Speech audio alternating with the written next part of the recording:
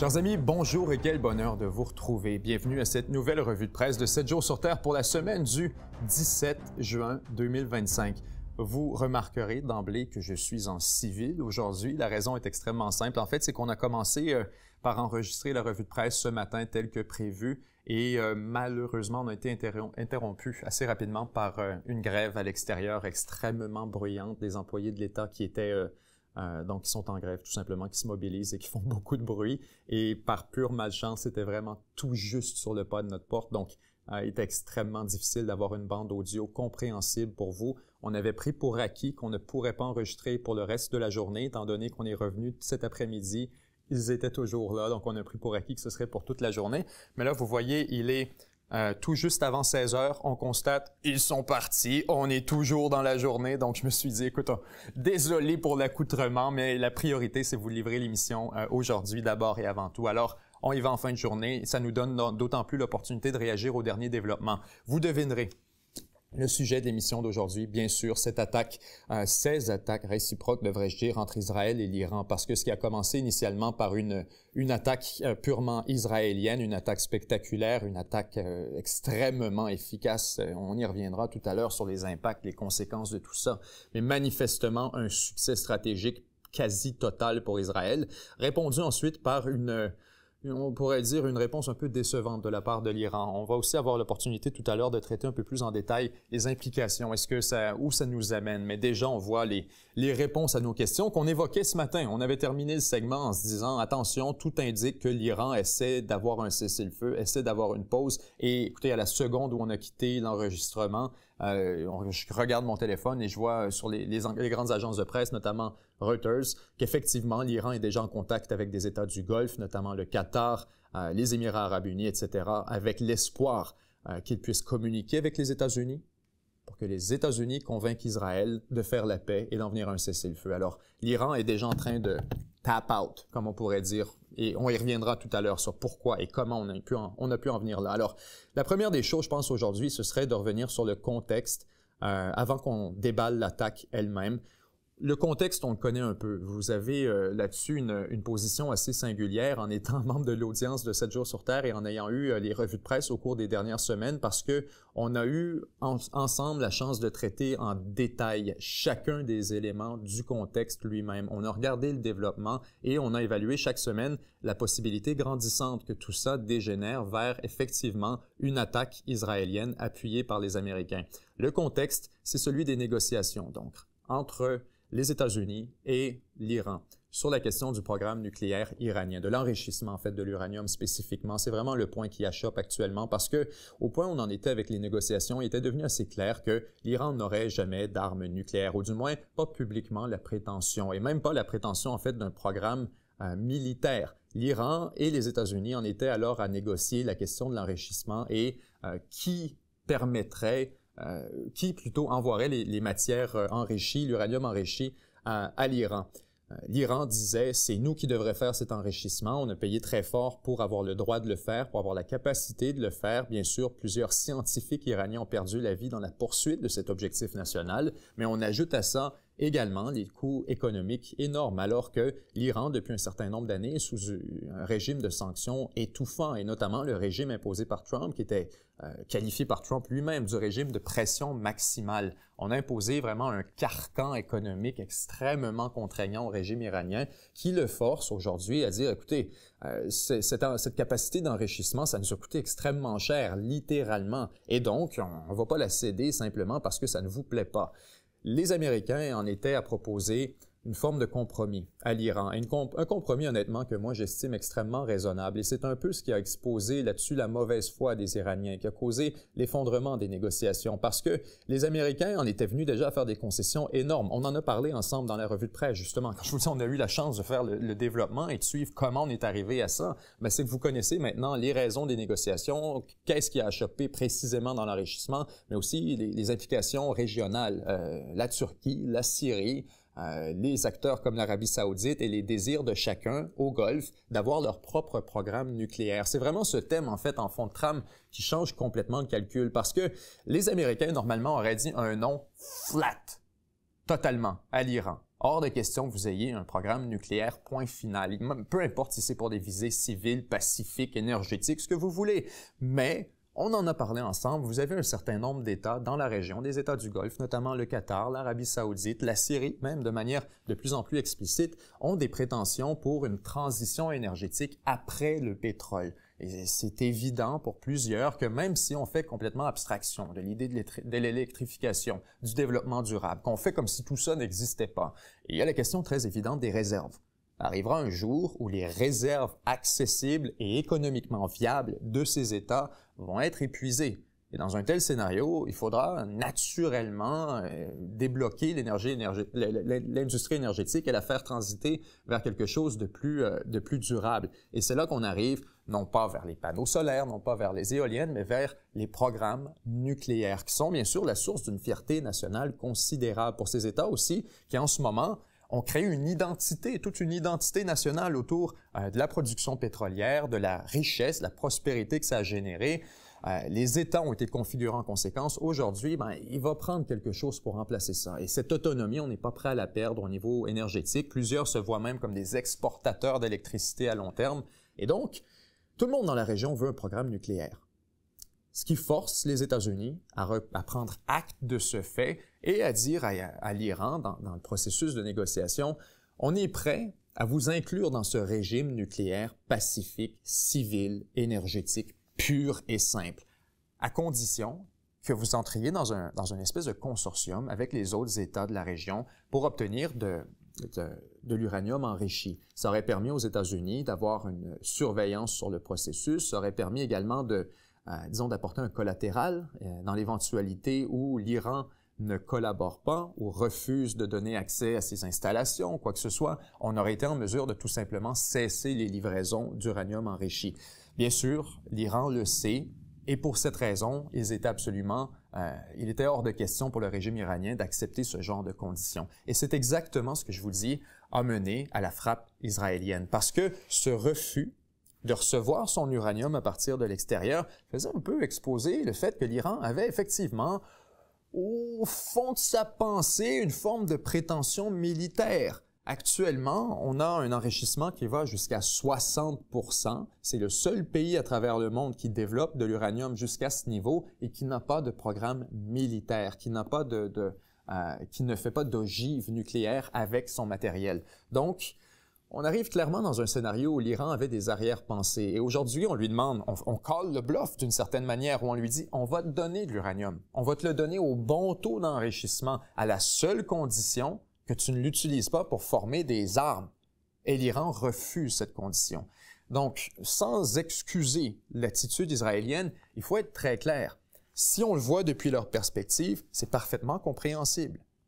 Si on se met, il faut accepter un certain nombre de faits qui sont tout à fait débattables. Il faut accepter qu'effectivement, si l'Iran obtient une arme nucléaire, elle va attaquer Israël. C'est très débattable.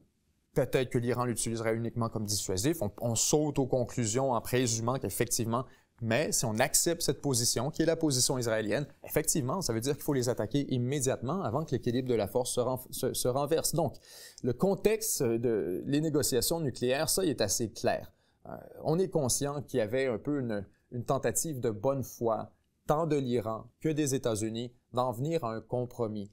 Une fois que ces négociations ont échoué, il devenait excessivement clair qu'il y aurait une frappe israélienne. En fait, ce qu'on a appris dans les dernières semaines, c'est qu'Israël rongeait son frein depuis très longtemps, on en a parlé d'ailleurs à la revue de presse, des troupes et de l'équipement israélien qui avaient été positionnés d'avance à des emplacements tactiques et stratégiques avec l'intention de faciliter une future frappe, une frappe imminente sur le régime nucléaire iranien.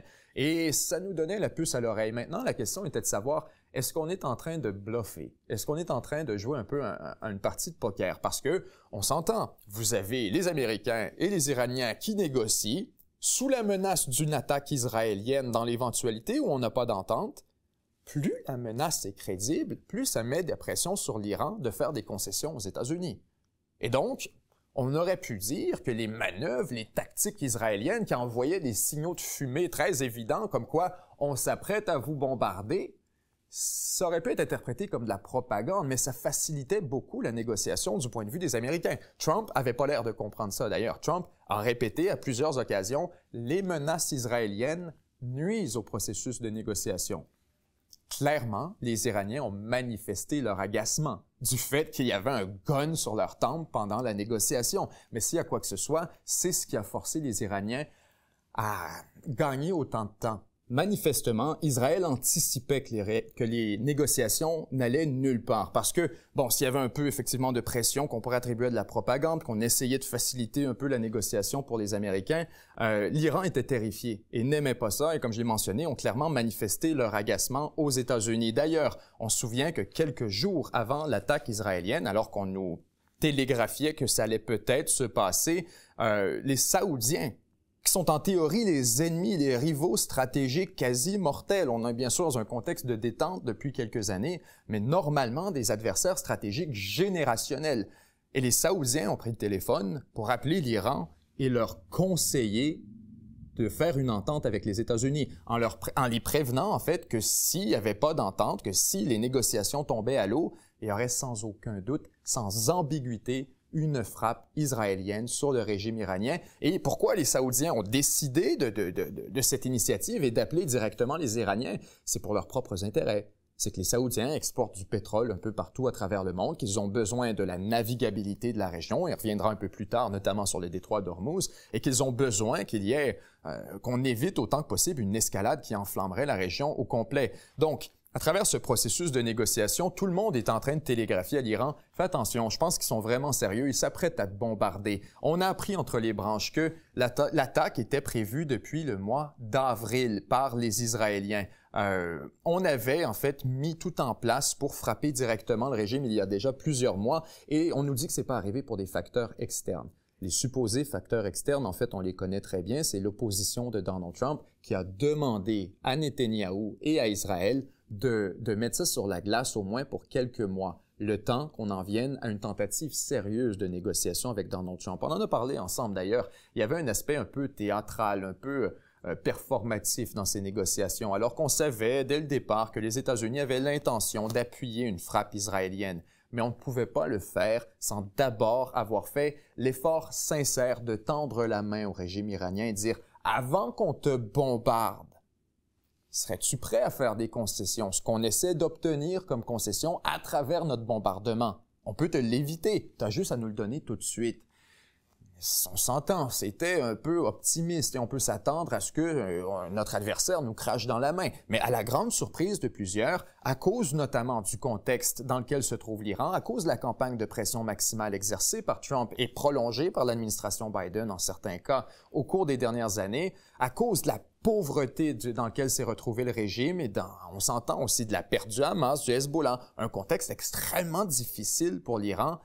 Ajouter à tout ça l'élection d'un président, Massoud Pezeshkian, qui a ouvertement l'intention de faire la paix avec les États-Unis, de faire lever les sanctions, on se retrouve avec un contexte dans lequel tout était parfait. Les étoiles étaient alignées pour que l'Iran, à la surprise de plusieurs, prenne cette main tendue et entame un vrai processus de négociation. Et c'est donc pourquoi, ensemble, au cours des derniers mois, on a observé ce processus avec beaucoup de curiosité, à entendre les développements de semaine en semaine et à voir que les Américains, un processus qui était amorcé un peu, on se le dira un peu de manière... on l'a fait par acte de présence plus que par sérieuse intention de négociation, ben on a découvert que les Américains ont changé leur approche à la mesure où les négociations ont progressé, qu'ils ont eux-mêmes compris que les Iraniens étaient sérieux et qu'il y avait peut-être une vraie tentative de faire des concessions. À partir du moment où on a compris que c'était pas sérieux et qu'au contraire, l'Iran était juste en train de profiter d'un contexte qui lui était favorable pour reprendre ses forces, pour retarder une attaque israélienne, eh bien là, Israël a commencé à perdre patience. Israël a commencé à sérieusement perdre patience. Une des raisons pour lesquelles, d'ailleurs, Israël avait l'impression qu'il fallait que ça se passe maintenant, c'est en raison de ce qu'on qualifie de fenêtre stratégique qui se referme de plus en plus. Cette fenêtre stratégique, elle est très facile à comprendre. On se souvient, il y a quelques mois, Israël avait été frappé en Iran. On en avait parlé ensemble d'ailleurs, on l'avait décrit à la carte, cette opération spectaculaire dans laquelle on avait survolé une bonne partie de la Syrie, ensuite l'Irak pour aller bombarder en Iran des installations stratégiques, mais surtout des sites de défense aérienne. Donc, des sites qui empêcheraient éventuellement les avions israéliens d'accéder au territoire. C'est un peu comme si on voulait caresser un porc-épic. L'Iran était très hérissé avec sa quantité de défense antiaérienne. Donc, avant de pouvoir se rendre au cœur de l'animal, au programme nucléaire, il fallait lui retirer chacune de ses épines. Et voilà donc ce qu'avait fait Israël, ou du moins une bonne portion de ce qu'avait fait Israël lors de cette première opération, il y a quelques mois. Maintenant, les Israéliens ont ouvert une brèche. Ils voyaient qu'ils avaient un accès au territoire iranien, une autoroute aérienne qui leur permettait de frapper jusqu'à la capitale. Ça a une valeur stratégique énorme et ça a été acquis à travers cette première opération qui elle-même est venue à grands coups à générer une réponse iranienne, une escalade, et etc., une tonne de projectiles sur Israël. Donc, ce coût stratégique et cette récompense qui avait été obtenue par Israël, elle n'est pas sans valeur. Et c'est un cas de use it or lose it.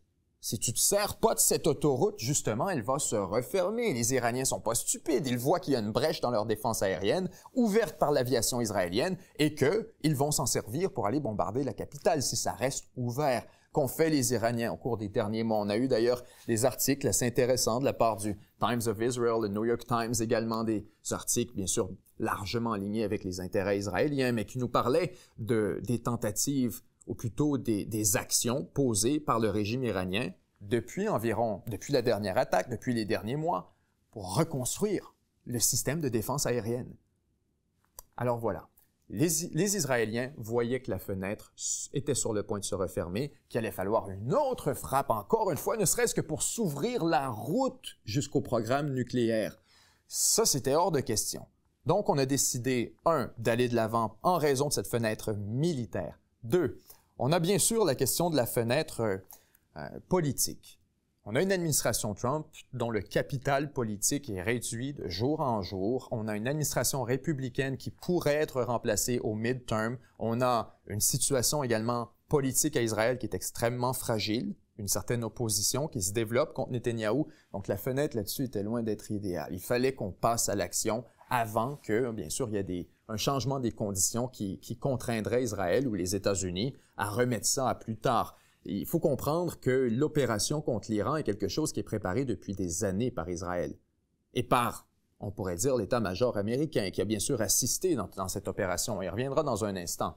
Alors donc, les Israéliens voient la fermeture de la fenêtre stratégique militaire et vous ajoutez à tout ça l'état dans lequel se trouve l'opposition actuellement. Comment pourrait répondre l'Iran à une attaque israélienne? Peu importe quelle attaque nucléaire si vous voulez. Israël s'en va avec un avion, lâche une bombe nucléaire sur l'Iran. Qu'est-ce qui arrive? Fondamentalement, pas grand-chose de différent de ce qu'on a vu au cours des dernières heures. L'Iran ramasserait les quelques missiles qui lui restent encore accessibles, mettrait ça sur les quelques pads de lancement qui n'ont pas encore été détruits par l'aviation israélienne ou par les ogives nucléaires et appuierait sur le bouton rouge et l'essentiel de ces projectiles serait intercepté par la défense aérienne israélienne. C'est ce que je veux dire par fondamentalement pas grand-chose de différent. L'Iran n'a pas de capacité sérieuse en termes militaires pour toucher Israël. Que ce soit là, on voit la capacité balistique qui est clairement très limitée, où on est en mesure de lancer, at best, quelques dizaines, douzaines de missiles à la fois pour une salve d'environ 100 missiles. C'est pas assez pour surmener la défense aérienne israélienne. Donc, on est encore en mesure d'en intercepter l'essentiel. Il y en a quelques-uns qui tombent autour. Et on n'en fait pas grand cas du côté d'Israël. Quelques pertes civiles, bien sûr. Toujours une tragédie quand des civils sont tués d'un côté comme de l'autre, de part comme d'autre, dans un conflit qui ne les concerne que très peu au bout de la ligne. Mais il demeure qu'en ce moment, la pénalité imposée à l'Iran est démesurée comparativement à ce qu'on est en mesure d'imposer à Israël en retour. Et donc, peu importe ce que fait Israël au point où on en est, l'Iran est déjà au bout de ses capacités. On les a vus perdre le Hamas, on les a vus perdre le Hezbollah, neutraliser tous les deux. Maintenant, qu'est-ce qu'on a vu aussi récemment? Les milices en Irak qui déposaient leurs armes. Les Kurdes, même chose. Auraient peut-être pu aider d'une manière? Absolument pas. Même pas en déstabilisant la Syrie, même chose. À la limite, en Turquie, on en est aussi à déposer les armes et à s'allier avec le gouvernement. Donc, de plus en plus, la région en a assez, si on veut, de l'influence iranienne. Et au-delà de juste l'écœurite aiguë, bien, vous avez les actions israéliennes qui ont sérieusement neutralisé beaucoup des capacités et des tentacules de l'Iran. Que normalement, l'Iran aurait utilisé ces tentacules pour cogner à coups de marteau sur la tête d'Israël. Et c'est vraiment ce qui aurait dissuadé une opération israélienne. C'était, on savait qu'on avait l'Iran, on avait le Hamas, un gun sur la tempe, on avait le Hezbollah qui nous en mettait un autre, on avait les Houthis au Yémen qui pouvaient nous balancer des missiles, et puis, un après l'autre, on a enlevé ces cartes. Ajouté à ça, Bachar al-Assad, un allié de l'Iran, qui aurait normalement dû lever la main et au minimum, être le porte-voix des intérêts iraniens en disant franchement, c'est une attaque illégale et blablabla, et mettre un peu de pression dans le sens de l'Iran dans les négociations. Non seulement ils ne sont pas en mesure de faire ça, ils ne sont pas en mesure non plus d'intercepter les avions israéliens qui survolent le territoire syrien avant d'aller bombarder l'Iran. Donc, imaginez si on avait eu Bachar al-Assad au minimum, il ne reste plus rien à l'Iran. Alors, ce qui lui reste, sans aucune de ses tentacules, ben c'est ces deux petites mains de dinosaures collées contre son corps, qui sont manifestement pas si habiles que ça et qui n'ont pas grande portée d'atteindre qui que ce soit. Alors, on essaie de balancer des missiles comme ça à gauche, à droite, ça va clairement nulle part. Donc, on voit les limites militaires de l'Iran. Et vous voyez donc, une fois que tous ces tentacules sont éliminés, à quel point c'est ça la fenêtre stratégique pour Israël. À partir du moment où, et c'est pourquoi on comprend aujourd'hui, pourquoi l'Iran a fait durer ces négociations un peu, c'est peut-être qu'on voulait reconstituer nos forces. Reprendre notre souffle après avoir été battu à plate couture par l'armée israélienne dans littéralement tous les fronts d'activité au Moyen-Orient. Et donc aujourd'hui, ben là, on est un peu sonné, on essayait de négocier avec les États-Unis, repousser cette attaque, mais clairement, les Israéliens avaient l'intention d'aller de l'avant, peu importe. En fait, ce qu'on découvre d'ailleurs récemment, c'est que les Américains avaient imposé un ultimatum de 60 jours au régime iranien en lui disant « Vous avez, écoutez, on commence les négociations, mais vous avez 2 mois, 60 jours tout au plus, pour qu'on ait un deal. Si on n'en a pas, malheureusement, on va prendre pour acquis que ça ira nulle part. » Les Iraniens là-dessus, c'est une erreur de calcul. Ils savaient très bien que le délai est en train d'arriver à sa fin, mais ils étaient en train de jouer un jeu avec l'administration Trump. Et en passant, on a un article fantastique du New York Times ici qui nous parle de cette erreur de calcul du régime iranien. C'est titré, et ça date, ça date de ce matin, en fait, du 16 juin.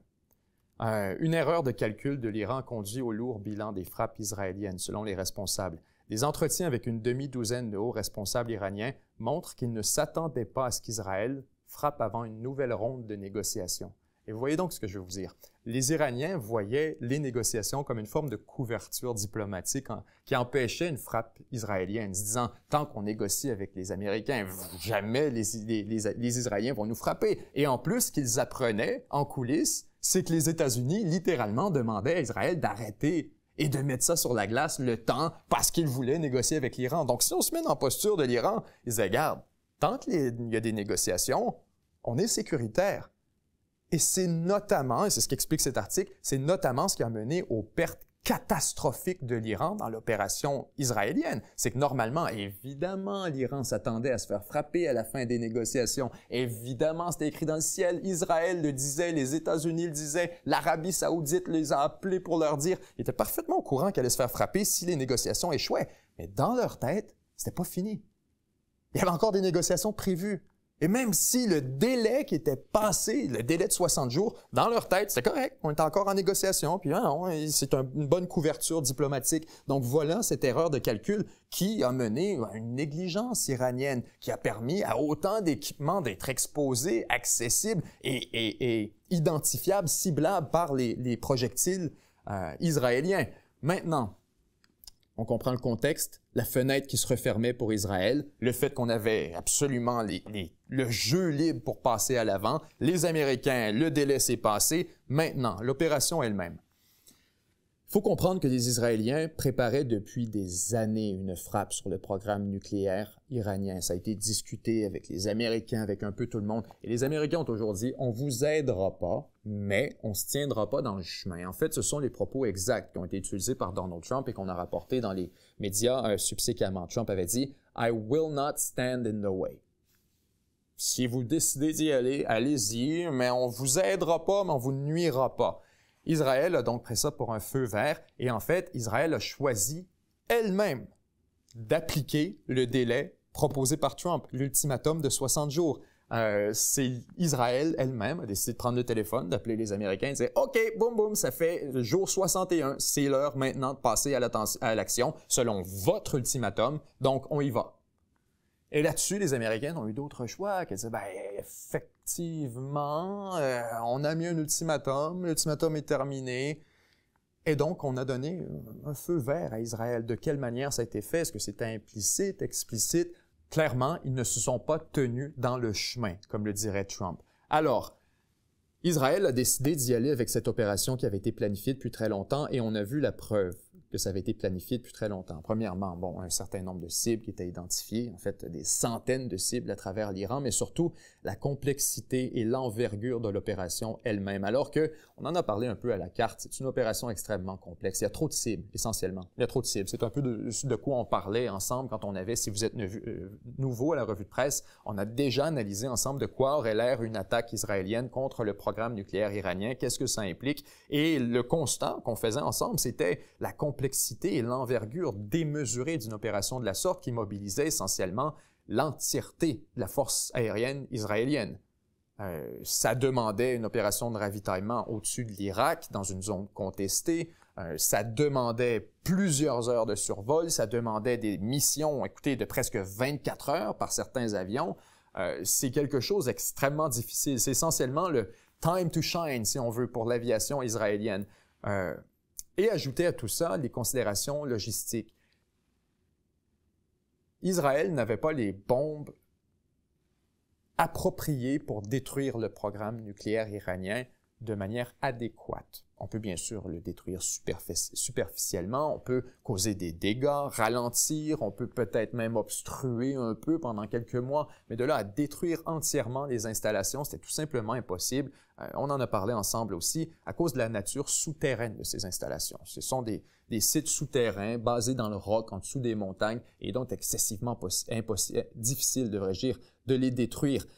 Il fallait des bombes très spéciales, des bombes bunker busters d'un poids considérable que les avions de chasse israéliens sont pour la plupart, en fait, pour la totalité, incapables de transporter. Il fallait donc inventer toute une solution créative pour être en mesure d'aller livrer cette ogive sur les installations en question. Et c'est ce qui nous portait à croire que probablement, si une opération israélienne contre le programme iranien était lancée, ce serait en accordance avec les Américains et même assisté directement par Washington, parce qu'on a besoin d'avions, on a besoin de bombes dont on ne dispose pas actuellement.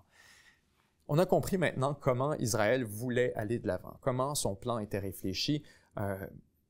Le jour de l'opération, des centaines de drones ont été déployés, pour ne pas dire en fait plus que des centaines, on aura les détails éventuellement, ont été déployés simultanément à travers l'Iran et écoutez, exactement comme on l'a vu en Ukraine. On s'en parlait aussi, on se disait, vous savez, c'est probablement le futur de la guerre, c'est qu'on va avoir des opérations ambitieuses comme ça et des unités dormantes, des drones autonomes ou semi-autonomes cachés profondément en territoire ennemi, prêts à être activés au moment précis du début du conflit pour éliminer au jour 1 une quantité complètement grotesque d'armements, de munitions, de sites stratégiques,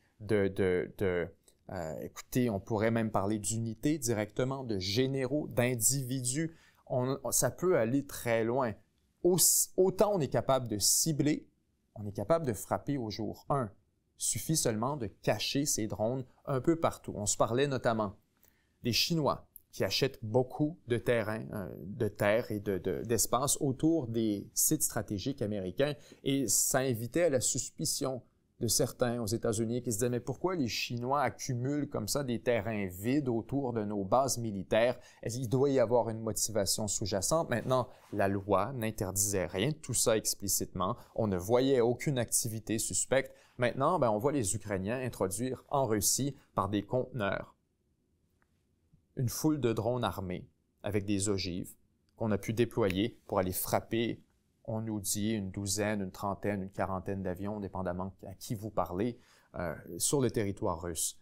Une opération spectaculaire. Maintenant, la question qu'on se pose ensemble, est-ce qu'on ne pense pas que la Chine n'a pas une, comme on dirait en bon français, une coupe de conteneurs créatifs autour de nos installations militaires?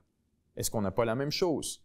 Si les Ukrainiens ont pu y penser, est-ce que personne à Washington qui y a pensé? Évidemment, en fait, ça fait des années qu'au Pentagone, on paranoïe, on est presque en obsession contre un scénario de la sorte. Ça a été démontré dans certains films, notamment dans certains épisodes de culture populaire, des produits de la culture populaire dans lesquels on imagine des attaques de drones, des nuées de drones massives. Vous savez, ces drones chinois qui volent en blocs de centaines à la fois et de milliers, ça évoquait la possibilité, donc, d'avoir une nuée de drones qui travaille comme une seule et qui va atteindre des objectifs et qui ensuite se regroupe et qui serait extrêmement difficile à détruire dans son entièreté.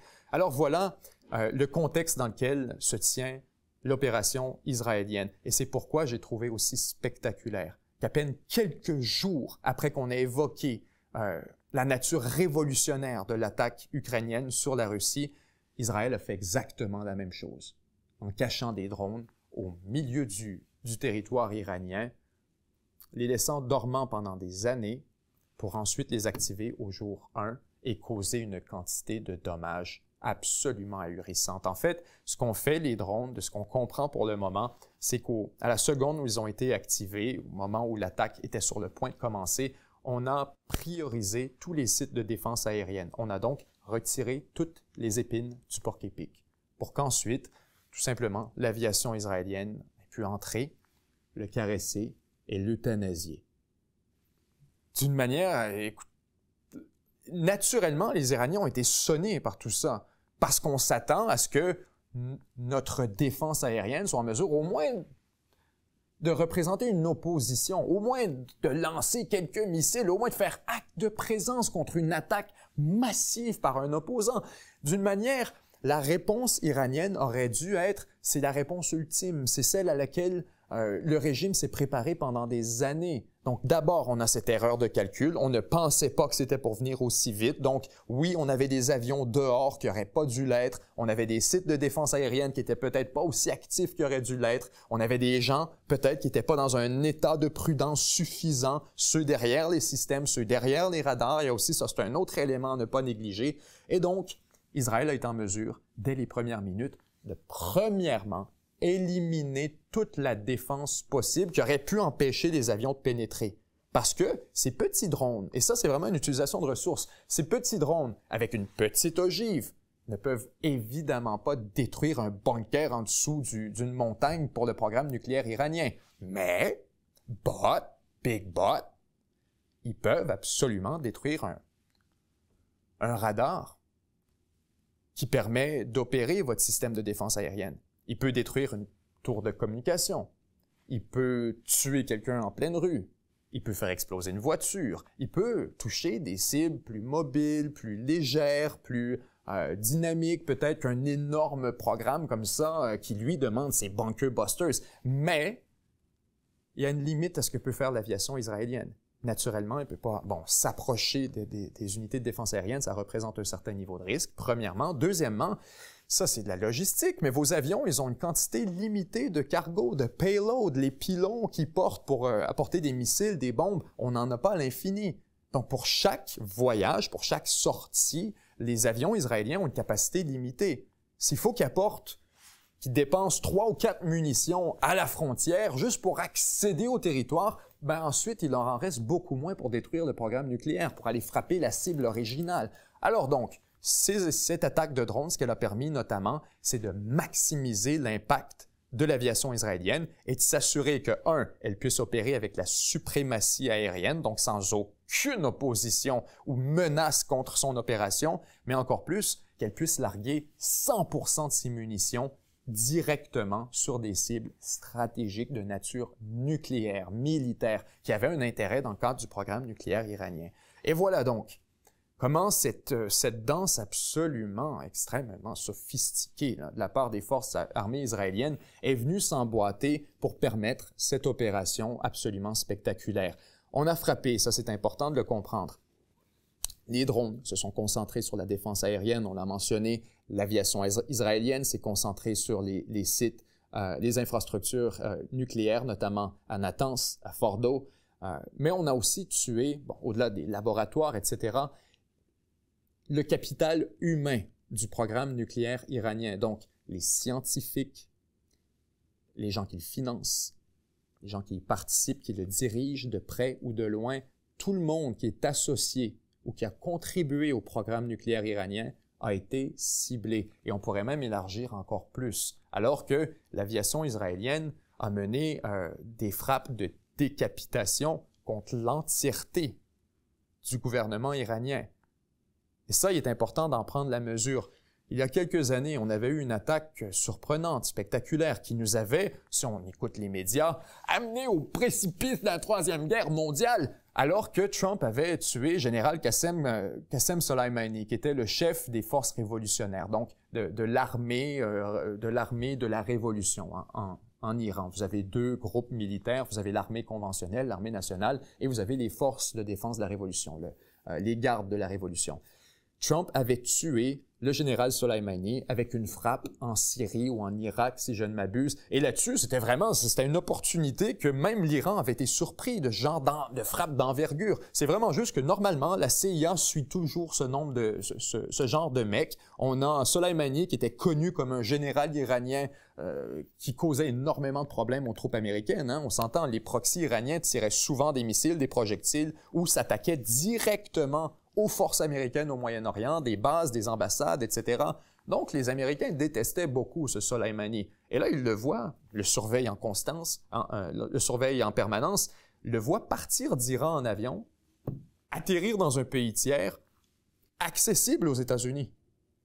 Et ils ont été surpris du front incroyable de Soleimani, de sortir comme ça en toute négligence, sachant qu'il est sous surveillance, sachant qu'il peut être tué n'importe quand. Et donc, les Américains ont juste été surpris eux-mêmes. Et Trump, devant cette information, a décidé, oui, tuez-le, allez-y.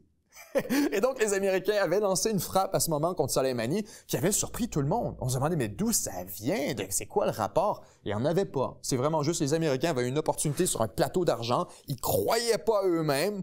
Et ont décidé de le faire, peu importe les conséquences qui venaient avec. Et donc, l'Iran avait répondu, ça avait été toute une affaire. Mais ce Soleimani, il a été remplacé par Général Salami. Aujourd'hui, Général Salami est mort, tué par l'opération israélienne à l'intérieur de Téhéran. Et Général Salami, en passant, est seulement l'un de ceux tués par cette opération extrêmement ciblée, cette frappe de décapitation. Le terme est creux, il est brutal, mais c'est le terme qu'on utilise, décapiter, comme dans retirer la tête.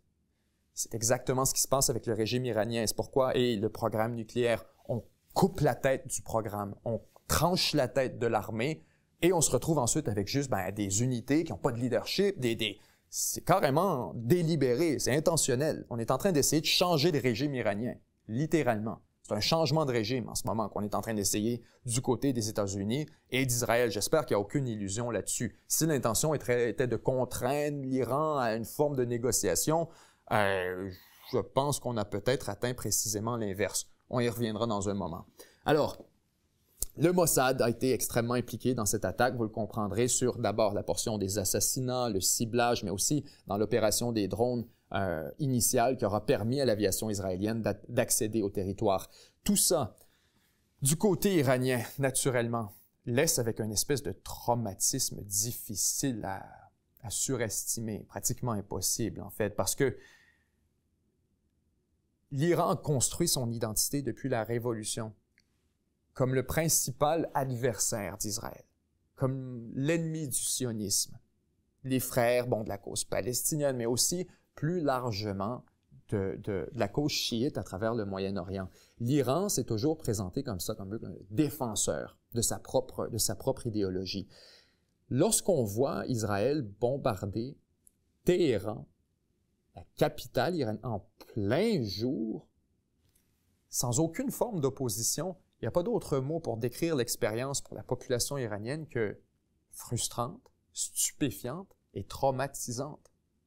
Parce qu'on imagine, c'est de la même manière, comme si on bombardait la France demain matin, que les avions allemands se mettaient à bombarder Paris dans une attaque surprise, et que la France n'avait aucun moyen de répondre. On était comme, mais qu'est-ce que vous faites?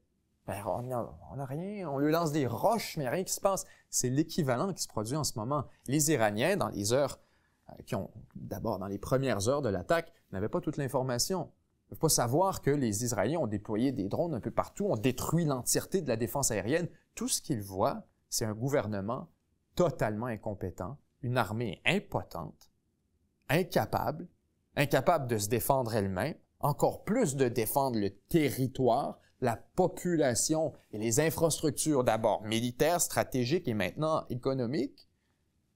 C'est une expérience traumatisante et donc ne négligez pas la portée que ça pourrait avoir pour un éventuel changement de régime, ce qui est clairement ce que tentent d'obtenir les Israéliens, les Américains en ce moment. Si l'intention, c'était de simplement se débarrasser du programme nucléaire, il faudrait occuper directement le territoire iranien. Parce que la réalité, c'est que si on ne change pas le régime, dans 5 ans, on pourrait tout simplement reconstruire. Vous me dites, on a tué les scientifiques. Je vous garantis qu'ils ont écrit ça quelque part. Peu importe ce qu'ils savent, ce qu'ils ont appris au cours des 20 dernières années, je vous garantis qu'ils ont écrit ça quelque part. Et qu'on a beau tuer autant de scientifiques qu'on veut, le programme nucléaire iranien est un artefact de l'intention de l'Iran de se procurer une arme nucléaire. Tant et aussi longtemps qu'ils ont l'intention d'obtenir une arme nucléaire, le programme va revenir et il faudra quoi? Aller frapper périodiquement, toutes les 5 ans? Et aller se mettre encore dans une situation aussi explosive? Naturellement, évidemment, clairement, c'est pas la solution. Et donc, c'est pourquoi je vous dis, il y a vraiment 2 portes de sortie au point où on en est. Les 2 sont mauvaises. Je veux pas, ça a l'air d'un endossement. Je regarde tout ça avec beaucoup de dégoût moi-même. Mais vous avez l'option d'aller soit occuper l'Iran, ce qui n'est pas une option. Clairement pas une option. Israël n'a pas les soldats, les États-Unis n'ont pas les soldats. L'Iran a une population largement supérieure, le territoire est immense. Je veux juste qu'on soit clair, on se comprend là. On ne fera pas un Afghanistan de l'Iran. Juste que ça c'est très clair. L'option envahir, occuper, contrôler l'Iran, ça n'existe pas. Donc, maintenant que c'est pas sur la table, c'est quoi notre moyen d'éviter de retourner à les frapper à tous les 5 ans sur un programme qui se reconstitue sans cesse? C'est de renverser le régime. Qui veut l'arme nucléaire et qui veut l'utiliser et qui cause le problème in the first place, qui m'amène donc aux frappes israéliennes sur les forces révolutionnaires. Israël se concentre à frapper le bras idéologique du gouvernement iranien, parce qu'il y a vraiment 2 bras, 2 têtes, si on pourrait dire. En fait, vous avez la tête religieuse, idéologique, l'ayatollah, les gardes de la révolution, le conseil des sages, etc. Et vous avez de l'autre côté le corps plus civil, si on veut, démocratique du gouvernement. Le président, Massoud Pezeshkian, le Parlement, les députés, toutes les institutions, la Cour, cette portion du gouvernement est de loin favorisée par Israël. Pour des raisons évidentes, parce qu'on est moins contaminé par l'idéologie radicale, parce qu'on a moins d'hostilité vis-à-vis d'Israël, et aussi parce qu'on a manifesté ouvertement son désir de voir les sanctions être levées et en venir à une détente avec les États-Unis et par extension avec Israël. On se souvient, le président Massoud Pezeshkian a fait campagne en disant « On veut que ça arrête ces conneries, on veut lever les sanctions, on va trouver une solution à tout ça. » Et donc, c'est un peu de cette intention, justement, qu'étaient nées les négociations avec l'Iran. Aujourd'hui, ce qu'on constate, c'est qu'il y a, si on veut, une contradiction entre les 2 têtes de l'Iran. Et donc, il y a un scénario réaliste dans lequel on peut changer le régime. Je vous dis pas que c'est une bonne idée, là. Je vous dis pas que c'est une bonne idée. Je vous explique le raisonnement israélien, de pourquoi et de quoi ça a l'air de l'extérieur. Parce qu'en ce moment, les frappes se concentrent sur la tête religieuse.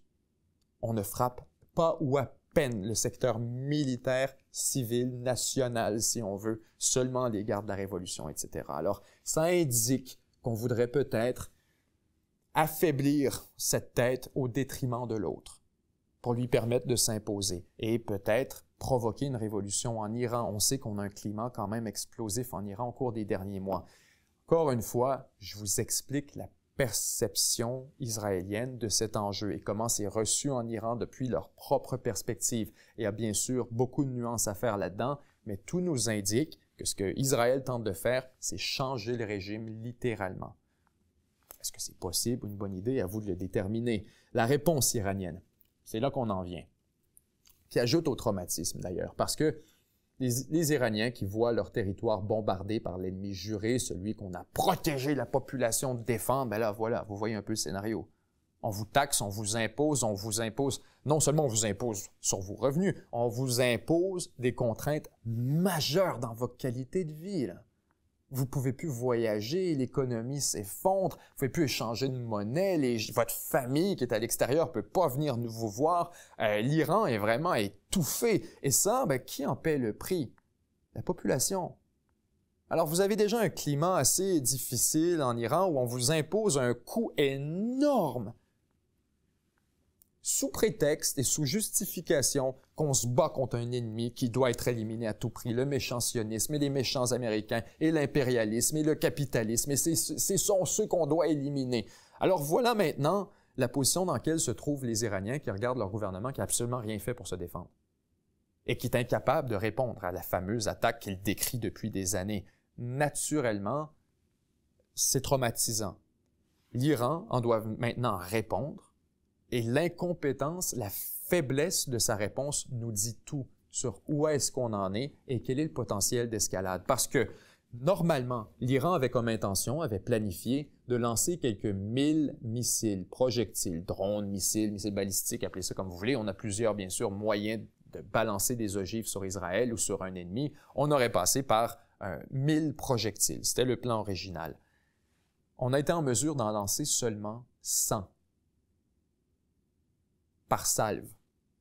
La raison est très simple. Logistiquement, on n'était pas en mesure d'en faire plus parce qu'Israël avait trop détruit d'installations, parce que des munitions qu'on avait identifiées pour cette fameuse réponse étaient exposées, ont été détruites lors de le premier déblayage israélien. Et donc, on s'est retrouvé littéralement les pantalons par terre à essayer de répondre et on avait les mains vides. Donc, on a lancé ce qu'on avait et naturellement, comme on s'en parlait tout à l'heure, quelques projectiles ont été insuffisants pour saturer la capacité d'interception israélienne, augmenter en plus de la présence américaine dans la région. On comprend, à la seconde que l'attaque israélienne est partie, les Américains se sont positionnés au large d'Israël avec leurs navires, leurs destroyers, leurs frégates intercepteurs pour pouvoir intercepter justement les missiles en provenance de l'Iran. Donc, non seulement vous aviez déjà la capacité d'interception israélienne, mais elle était largement boostée, gonflée, si on veut, dopée par la présence américaine dans la région. Alors, il était évident qu'est-ce qui allait se passer. Ces missiles allaient tout simplement être interceptés pour la plupart. Certes, il y en a certains qui tombent sur des secteurs résidentiels. On a le site, en fait, l'état-major israélien qui a été frappé assez sévèrement par ces ogives. Donc, on comprend quand même que de l'ensemble des missiles iraniens, certains ont atteint leur cible, mais la majorité ont été interceptés et on comprend aussi ensemble que la punition, encore une fois imposée par l'État d'Israël à l'Iran, est démesurée comparativement à ce qu'elle a reçu en retour. Et voilà ce qui nous dit tout par rapport à l'escalade. Il est facile d'imaginer un scénario dans lequel on en vient à la Troisième Guerre mondiale. Et là, tout le monde va se tirer, là, ça va se mettre des poings sur la gueule, et dans dedans de 3 mois, c'est la guerre mondiale. 3 jours pour certains. Faudrait que l'Iran ait la capacité d'escalader. Une escalade, ça se joue à 2. L'Iran est clairement déjà à capacité. On a saturé sa possibilité, son éventail de réponses. On est au bout déjà de nos possibilités là-dessus. Alors donc, déjà, l'Iran tap out, pour reprendre l'expression. L'Iran espère et demande un cessez-le-feu plutôt que d'essayer de répondre, et on s'entend, naturellement, l'Iran devrait répondre avec une réponse équivalente au minimum, ne serait-ce pour ne pas perdre la face et pouvoir ensuite continuer des négociations sans qu'on ait l'impression qu'on l'a au coin du mur. Elle n'a même pas cette option. Il n'y a aucune réponse de disponible. Le Hamas, pas disponible. Tous les proxys sont morts, neutralisés, ce qui force l'Iran à donc appeler le Qatar, ses amis de la région, les quelques-uns qui ont encore des contacts avec les États-Unis, pour supplier ses amis, de supplier Washington, de supplier Israël de mettre fin à la guerre. De dire, OK, c'est assez, good. Peux-tu lui dire d'arrêter, s'il te plaît? Non, sérieux, dis dire d'arrêter, il faut que ça arrête. Alors, l'Iran n'est pas dans la game pour une escalade. Ça, je veux juste qu'on soit excessivement clair. Les seuls qui auraient pu intervenir au compte de l'Iran, et je vous avoue, j'ai eu un peu peur pour ça au cours des derniers jours, ce sont les Chinois, à mesure où les attaques israéliennes se sont déplacées des cibles stratégiques, militaires, vers les installations économiques. On parle donc, bien sûr, des installations pétrolières, des installations qui sont critiques, non seulement pour l'économie iranienne, mais aussi pour l'approvisionnement en énergie de la Chine. Et donc là, vous vous mettez à détruire les machines qui font le pétrole chinois. Les Chinois pourraient avoir problème avec ça. Et ils pourraient se sentir menacés, ils pourraient effectivement, on s'entend, on a une économie en Chine qui est largement propulsée par les exportations à l'international. On ne peut pas se permettre d'avoir soit une explosion du prix de pétrole ou tout simplement une interruption de l'approvisionnement. C'est pas possible. Et vous savez, vous allez me dire, les Américains non plus, Israël non plus. Ben, vous savez, le plus grand événement en géopolitique dans le 21e siècle, short de la guerre en Ukraine et d'un certain nombre d'événements comme ça catastrophiques, on pourrait évoquer le passage des États-Unis d'importateurs de pétrole à exportateurs de pétrole. Parce que ça a complètement changé la mentalité des États-Unis vis-à-vis les prix du baril, vis-à-vis l'approvisionnement, vis-à-vis qui paie les conséquences de quoi. À partir du moment où ils exportent du pétrole et ils ne sont plus des acheteurs nets, le prix du baril, etc., ils sont capables de travailler autour de ça. Alors que lorsqu'ils étaient des acheteurs nets, ils avaient un intérêt, comme plusieurs, comme la Chine, dans un approvisionnement sécuritaire, prévisible, stable et abordable. Ils achètent. Alors que maintenant, si vous leur dites, vous êtes des exportateurs de pétrole, vous vendez du pétrole, et je vous annonce, le prix du pétrole va vraiment augmenter.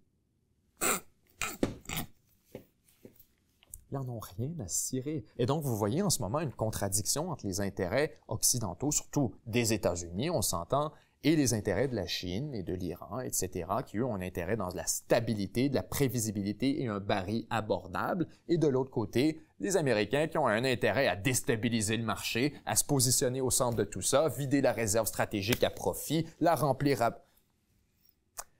Alors voilà le scénario dans lequel on pourrait avoir une escalade. Si jamais la Chine en venait inquiète à son approvisionnement. Pour le moment, on n'est pas là, mais je passerai à la carte tout à l'heure, vous expliquer un peu comment ça pourrait se produire et pourquoi il y a un risque là-dessus. Au niveau ensuite, une fois qu'on a dépassé la réponse iranienne et qu'on comprend qu'on n'a pas vraiment la capacité de faire quoi que ce soit, on en vient à se dire, mais quelle est la prochaine étape? La prochaine étape, on est un peu en train de l'évoquer, c'est d'élargir considérablement l'éventail de cibles identifiées par Israël. Alors qu'on pilonnait jusqu'ici seulement les sites, comme je vous le dis, économiques, stratégiques et nucléaires, militaires, l'état-major, etc. Rapidement, on a manqué de cibles, tout simplement. On en avait identifié des centaines, ça s'est passé aussi bien, sinon beaucoup plus qu'on l'avait imaginé dans nos plus beaux rêves. Et puis, donc, après seulement 48 heures, on manque de cibles. Et donc, Israël s'est mis à passer, si on veut, à l'ensemble de cibles B, qui inclut les installations pétrolières, les raffineries, les ports, les chemins de fer, les autoroutes, les usines, tout ce qui peut soutenir l'économie iranienne sur le long terme. Et c'est probablement, en passant, ce qui a fait tap out, abandonner l'Iran. Lorsqu'ils ont constaté que là, on était non seulement en train de leur mettre un carcan, on est en train de le resserrer pour leur couper tout oxygène et les étrangler jusqu'à ce qu'ils soient entièrement asphyxiés. C'est une autre démarche. Donc, les Iraniens, là-dessus, n'ont eu d'autre choix que de choisir, encore une fois, entre l'indésirable et l'intolérable. L'indésirable, c'est sûr, c'est de retourner dans les négociations maintenant, après avoir perdu la face, après avoir été exposés au monde entier comme les clowns, au sens militaire, où ils sont. incapables de répondre, de défendre leur propre territoire, d'assurer la sécurité de leur propre population contre une force largement inférieure en termes au moins numériques. Les Iraniens ont été largement dépassés au niveau qualitatif de l'armement, mais pas au niveau quantitatif. On aurait été en mesure de se défendre amplement si on avait mis en place les mesures conséquentes. Donc, l'Iran aujourd'hui est exposé. On sait qu'ils sont incapables de répondre. Et aujourd'hui, donc, l'aviation israélienne opère en toute impunité. Ce qui nous dit quoi? Ben, la guerre se termine quand Israël le veut. Il n'y a plus personne. Il ne paie aucun prix actuellement. C'est comme ça qu'on peut le voir. Il ne paie aucun prix pour détruire des installations iraniennes profondément dans le territoire, humilier l'Iran à la face du monde entier, renforcer l'image de Tsahal, de l'aviation israélienne, de l'armée israélienne, du Mossad. C'est un spectacle de performance, là.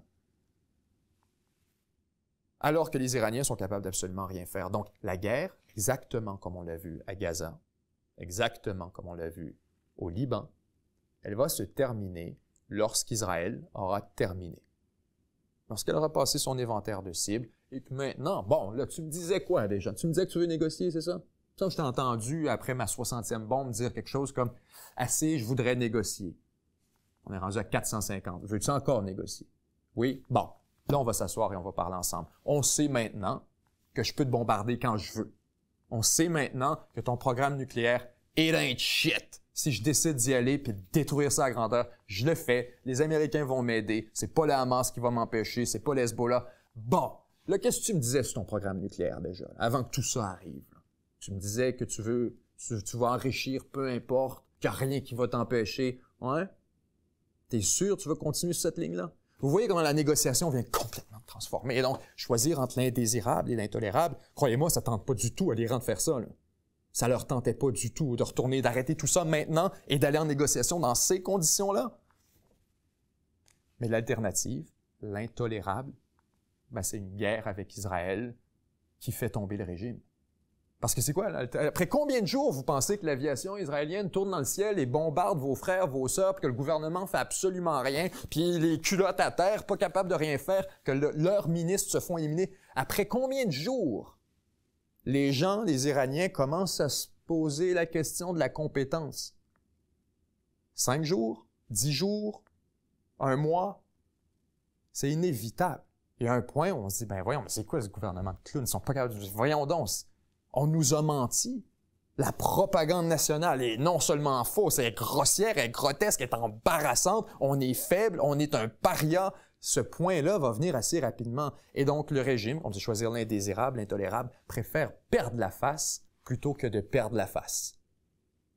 Préfère perdre la face avec le monde entier, Israël, les États-Unis, tous ses partenaires, plutôt que de perdre la face auprès de la population. Et voilà la clé pour contraindre l'Iran à faire peu importe ce que Israël veut faire. Donc, vous comprenez donc maintenant, bon, on connaissait les négociations, on connaissait le contexte, on en a parlé en masse. Vous comprenez maintenant l'opération, comment ça a été possible, comment on est en mesure de surprendre l'Iran de la sorte, comment l'Iran s'est retrouvé les culottes par terre, la négligence, le mauvais calcul qui a mené à ça. Vous comprenez également où on en est actuellement avec les attaques, comment on a élargi et pourquoi l'Iran est déjà en train d'abandonner et de dire « OK, ça en est assez ». Je pense qu'on a donc un portrait assez complet de l'attaque et des implications. Je veux qu'on passe maintenant aux implications régionales, aux inquiétudes d'escalade et aux scénarios réalistes, avant qu'on se laisse. Je pense que ce serait une belle opportunité de passer à la carte. Alors, ce que je voulais vous montrer à la carte ici par rapport à la situation, on a regardé souvent, je pense, la carte dans le Moyen-Orient, spécifiquement l'influence de la Turquie, puis son importance énorme pour l'opération israélienne. Et maintenant, c'est un peu une des raisons pour lesquelles je voulais qu'on regarde la carte aujourd'hui, c'est qu'on comprend beaucoup de ce qu'on a vu au cours des dernières semaines, notamment dans la dynamique entre la Turquie et Israël. On se parlait ensemble de l'étrange relation entre Israël et la Syrie, alors qu'Israël occupe littéralement une portion de la Syrie. Tout ce que vous avez vraiment au sud de la capitale Damas, de ce côté, en fait, sur la bordure du Liban, c'est une portion qui est occupée à divers niveaux, on pourrait dire divers niveaux d'intensité par les troupes israéliennes, spécifiquement la zone démilitarisée ici, le long de la frontière israélienne. Mais la demande qu'on a faite à la Syrie, c'était pas juste de continuer à opérer le territoire. On a exigé, devrais-je dire, du président syrien qu'il démilitarise l'entièreté de cette zone au sud. On se demandait un peu, on trouvait que c'était audacieux et fort de café comme demande de la part des Israéliens, alors qu'on tente d'avoir une relation productive avec la Syrie et que la Syrie se montre jusqu'ici de bonne foi. Le nouveau gouvernement n'a pas été particulièrement hostile envers Israël et donc je vous manifestais ma surprise. Mais pourquoi Israël s'obstine à faire des demandes aussi importantes alors qu'elle pourrait avoir un partenaire à sa porte? On comprend un peu aujourd'hui pourquoi Israël était aussi insistant. Parce que, bien sûr, on a besoin de survoler cette portion spécifique de la Syrie pour ensuite traverser l'Irak de bord en bord et aller bombarder en Iran. Donc, l'opération à laquelle on a assisté au cours des derniers jours n'aurait probablement pas été possible si les Syriens avaient eu le contrôle sur le sud de leur territoire, pour la simple et bonne raison qu'on aurait probablement soit dissuadé l'opération israélienne, soit qu'on l'aurait on aurait intervenu, on aurait stoppé l'opération en interceptant les avions israéliens, soit par une interception classique, en règle, ou soit on aurait abattu les avions israéliens. Il ne faut pas exclure la possibilité que ça se produise, parce que ceux qui auraient été probablement appelés à prendre la décision, ce n'est pas la Syrie autant que la Turquie.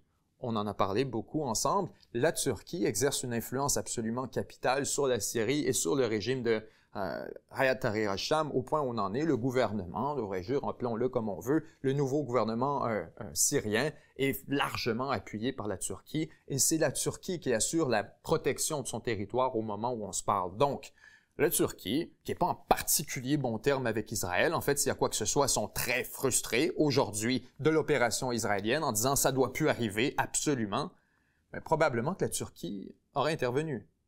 La Turquie aurait imposé un no-fly zone, aurait tout simplement empêché les avions israéliens de survoler le territoire, et là on se retrouve dans une situation très complexe. Comment est-ce qu'on fait? On n'a pas vraiment d'alternative.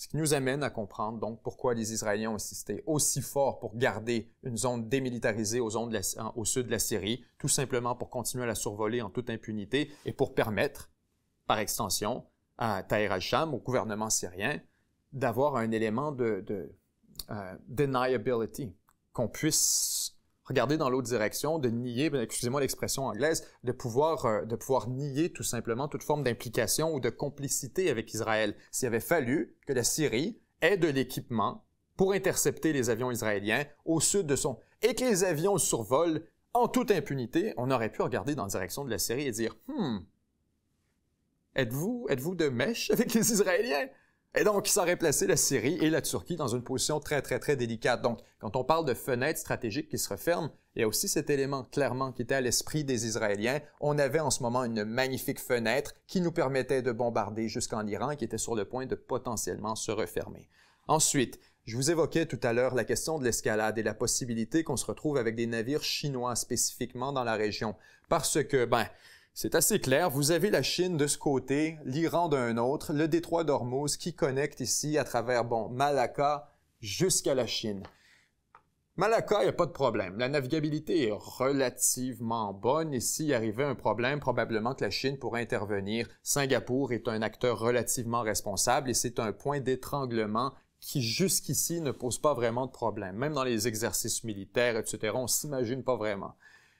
Cependant, détroit Ormuz, on ne peut pas en dire autant, parce que vous avez d'un côté ici, vous le voyez, l'Iran, l'Arabie saoudite, l'Irak, la Syrie, le Bahreïn, le Qatar, les Émirats arabes unis, le Koweït, bien sûr, tous des producteurs de pétrole, en fait des producteurs d'hydrocarbures, devrais-je dire. Vous avez du pétrole, du gaz naturel, et ce pétrole, ce gaz naturel, est envoyé presque exclusivement par le détroit d'Ormuz. En fait, si vous voulez voir la raison, pourquoi, il suffit de regarder un peu. Regardez la composition de l'Arabie saoudite. On a l'avantage d'avoir une carte qui prend acte des montagnes et des reliefs. Vous voyez ici cette énorme chaîne de montagnes sur l'ouest de l'Arabie saoudite qui rend très difficile l'exportation des hydrocarbures sur ce flanc. On a commencé au cours des dernières années, pour clarifier, à ouvrir des installations parce qu'on craignait justement le scénario qu'on évoque aujourd'hui, soit le blocage du détroit d'Ormuz par les forces iraniennes. Dans l'éventualité où l'Iran en venait à un problème, où on étrangle trop l'Iran, où elle n'a plus la possibilité de tirer avantage de sa propre industrie pétrolière, l'Iran pourrait décider de bloquer le détroit d'Ormuz. Et voilà où ça nous amène dans un scénario un peu dangereux, parce qu'on sait maintenant qu'Israël a commencé à frapper les installations pétrolières iraniennes. Donc que l'Iran, plus ça va, chaque jour qui passe, a de moins en moins intérêt à garder le détroit d'Ormuz ouvert. Et l'avantage de le bloquer, eh bien que soudainement, la pénalité qu'on impose actuellement à l'Iran sera imposée à tous les autres dans la région.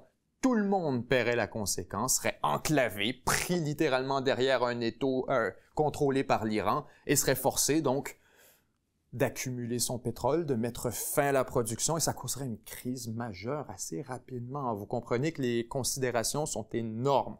Et donc les Américains, depuis très longtemps, font une attention particulière ici au détroit d'Ormuz, et c'est spécifiquement vraiment dans cette petite goulot d'étranglement que l'Iran pourrait agir. On a énormément d'équipements militaires qui a été stationné, déployé ici à des positions tactiques, avec l'intention, éventuellement, de couler. D'ailleurs, vous avez beaucoup de navires américains qui vont opérer ici, faire ce qu'on appelle les opérations de liberté de navigation, essentiellement juste passer sur ton terrain juste pour montrer que j'ai le droit. C'est à peu près ce que font les Américains ici. Ils font la même chose avec la mer de Chine, avec un certain nombre d'endroits contestés, le passage du Nord-Ouest notamment. Ici, on fait la même chose et chaque fois, les Iraniens tiltent à chaque fois et envoient des petits navires et envoient pour harceler essentiellement les forces américaines et on vient proche d'un affrontement de temps à autre. Alors, la question est maintenant de savoir, est-ce que l'Iran a seulement la capacité de le bloquer? Manifestement, on a surestimé les capacités militaires de l'Iran. Donc, est-ce que ça s'amène jusque-là? Peut-être. La marine iranienne n'a peut-être pas la possibilité de le faire, même si on décidait d'y aller par des missiles et de juste frapper tous les navires qui passent par là. Vous comprenez que la prochaine étape, c'est encore une fois une opération de navigation par les Américains. Essaye pour voir. C'est volontaire, c'est délibéré. On veut, rendu là, que l'Iran pose un geste irresponsable. Donc, dans un tel scénario, il pourrait y avoir un monde dans lequel la Chine décidait elle-même d'assurer la navigabilité du passage, en envoyant son propre groupe tactique, son propre groupe naval, ou à l'inverse, dans l'éventualité où les Américains décidaient d'entraver et de juste laisser passer les navires associés à leur équipe, d'aller s'installer ici à l'embouchure et de dire, le pétrole iranien, il ne sort plus à partir de maintenant, vous êtes sous blocus maritime, et les autres, allez-y et procédez comme prévu. Ça limiterait la conséquence sur le marché énergétique mondial, ça étranglerait l'Iran jusqu'au maximum, et le seul à payer la conséquence, ce serait la Chine, essentiellement. Il y a à peu près juste la Chine qui continue à acheter en quantité massive du pétrole iranien. Alors, vous comprenez comment le détroit d'Ormuz pourrait être un élément qui cause problème éventuellement, d'un côté comme de l'autre, d'une part comme de l'autre. Les Chinois pourraient y voir un avantage, les Américains aussi. Et si les Américains se mettent à bloquer les navires iraniens, moi, si je suis la Chine, vous me posez la question, j'envoie mes navires et j'escorte les navires iraniens en dehors du détroit d'Ormuz. Non, non, non, non, non, non, non, non, ça c'est mon pétrole, j'en ai besoin. Don't you fuck with it. On amène ça jusqu'en Chine et on va faire plusieurs voyages. Maintenant, si les Américains ont placé l'Iran sous un blocus maritime, vous comprenez comment ça escalade rapidement. Alors que la question devient, est-ce que les navires chinois doivent abattre les avions américains? S'ils viennent obstruer ça? Est-ce qu'ils devraient couler des navires américains ou vice-versa? Donc la seule manière dont ça pourrait escalader, vous voyez, c'est pourquoi j'ai voulu faire l'exercice, ça me semble un peu tiré par les cheveux. Ça me semble un peu tiré par les cheveux d'arriver à un scénario où là, quelqu'un vient de l'extérieur. La Russie, en passant, a déjà manifesté qu'elle voulait rien avoir là-dedans. Déjà, au cours des dernières heures, Poutine a appelé Trump pour dire, 1, bonne fête, 2, si tu veux, on pourrait se proposer pour faire de la médiation et mettre fin à ce conflit, parce que c'est pas non plus dans l'intérêt de la Russie, c'est dans l'intérêt de personne. La Russie veut préserver son allié. Alors elle propose aujourd'hui, OK, time out. Comment est-ce qu'on fait pour mettre fin à tout ça? Clairement, ça se passe pas bien pour notre équipe. Donc, personne ne veut aider l'Iran. C'est pourquoi je suis là aujourd'hui pour vous rassurer, baisser la tension un peu. C'est pas vrai qu'on est devant une escalade majeure. On est devant Israël qui fait ce qu'il veut en toute impunité et personne n'a la capacité de les contraindre, à part peut-être Washington. Et donc, vous voyez l'Iran déjà en train de taper et de demander à Washington d'intervenir. Donc, on se calme, on prend une grande respiration. On a l'avantage d'avoir vu au cours des dernières semaines comment ce dossier s'est développé. On n'est pas devant une bombe nucléaire imminente, on n'est pas devant une invasion, on n'est pas devant une nouvelle implication américaine au Moyen-Orient. Tout au plus, on va être à un retour de la négociation avec une posture iranienne largement décrépite depuis les dernières semaines. Alors voilà, pour notre part, on s'en va au Congo dans les prochains jours. J'y vais, du moins. Si tout se passe bien, Inch'Allah, au cours des prochains jours, on va pouvoir partir vers Kigali, ensuite connexion vers Goma. Naturellement, il est impossible d'accéder au territoire du M23 directement par avion. Les aéroports sont fermés, ne sont plus accessibles, mais à partir de Kigali, donc du côté rwandais, pour ensuite traverser vers le Congo.